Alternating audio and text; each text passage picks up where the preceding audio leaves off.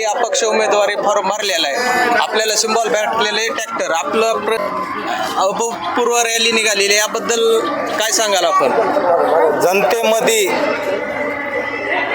जनतेमध्ये सतत काम करत असताना जनतेच्या विकासाचे काम, पाणी, रोड, नाल्या, नामदार धनंजय मुंडे साहेबाच्या 20 वर्षापासून मी काम करतो आणि 20 वर्षामध्ये काम करत असताना त्या माध्यमातून जनतेपोचतात. प्रत्येक जनतेचे प्रश्न घेऊन आम्ही नगरपालिकेमध्ये सोडवण्याचे मी काम केलेले आहे. गेल्या 5 वर्षामध्ये मला नामदार साहेबांनी शब्द दिला होता की तुम्ही थांबा, पुढल्या वर्षी तुम्हाला तिकीट देऊ.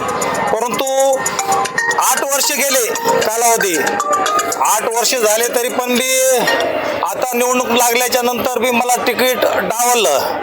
साहेबांनी तिकीट डावललं. आपल्याला तिकीट का डावलण्यात आलं, त्याचे काही कारण असतील ना?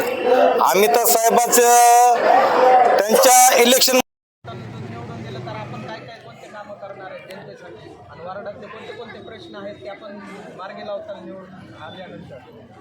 नामदार धनंजय मुंडे साहेबांनी गेल्या 5 वर्षापासून घोषणा केलेले वैद्यनाथ शाळा जे पाण्याची टाकी त्या ठिकाणी बौद्ध विहार बांधून आता नुसतं आश्वासन दिलं आहे, परंतु गेल्या साहेबाच्या इलेक्शनमध्ये फक्त JCP आणून त्या ठिकाणी माती काढण्याचं काम केलं आहे आणि आज नगरपालिकेमध्ये बी तसलंच काम त्या ठिकाणी चालू नाही. मी प्रथम जर निवडून आलो तर ते बौद्ध विहाराचं मी काम चालू करून घेईल आणि रस्त्यावर CCTV चौकामध्ये लावण्याचे आहे. त्या ठिकाणी पाण्याची सोय नाही, लाईट नाही, महिलांसाठी एक स्वतंत्र शौचालय बांधून देऊ, रोड नाल्या सर्व विकासाचे